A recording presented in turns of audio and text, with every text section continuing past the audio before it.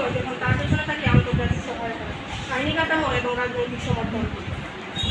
1 নম্বর, স্থানীয় উদ্যোগ বিচ্ছিন্ন বা সমন্বয়হীনতা। স্থানীয় পর্যায়ে হাজার হাজার উদ্যোগ আছে, সেগুলো ছড়িয়ে ছিটিয়ে আছে, স্থানীয় নয় এবং একে অপরের সঙ্গে সংযুক্ত নয়। আন্তর্জাতিক উদ্যোগ এসব উদ্যোগকে একত্রে টেনে আনে, সমন্বিত করে এবং পুনরায় বিনিয়োগের সুযোগ তৈরি করে দেয়। 2 নম্বর, লস অ্যান্ড ডিমেজ তৈরির জলবায়ু নিয়ে দৃষ্টান্ত। COP27 উন্নত দেশগুলো স্বীকার করে যে উন্নয়নশীল দেশগুলো ক্ষতিপূরণ দিতে হবে।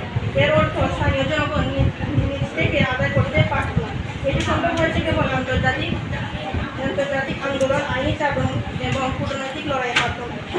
3 নম্বর, ওয়ার্ল্ড ব্যাংকের সিটি ক্লাইমেট ফাইন্যান্স ফান্ড 2024-এ 86টি শহরে 9.9 মিলিয়ন টেকনিক্যাল সহযোগিতা করেছে। এর ফলে 33টি ক্লাইমেট রেজিলিয়েন্ট প্রকল্প চালুর মূল্যমান প্রায় 929 মিলিয়ন। স্থানীয় পর্যায়ে এসব বিনিয়োগ স্থায়িত্ব তারা দেখা করতে পারত না। সম্মানিত বিচারক মণ্ডলী, আজ আমি এবং আমার দল দেশে জলবায়ু পরিবর্তন একটি বৈশ্বিক সমস্যা, যার উৎস ও প্রভাব সীমান্ত চালিয়ে চলে যায়। অর্থাৎ প্রযুক্তি আর নিয়ন্ত্রণ এসবের জন্য দরকার আন্তর্জাতিক স্থানীয় প্রশাসনীয় হলেও সেগুলো অপর্যাপ্ত। তাই আমাদের দৃঢ় প্রত্যয় জলবায়ু পরিবর্তনের বিরূপ প্রভাব মোকাবেলায় কেবল আন্তর্জাতিক উদ্যোগই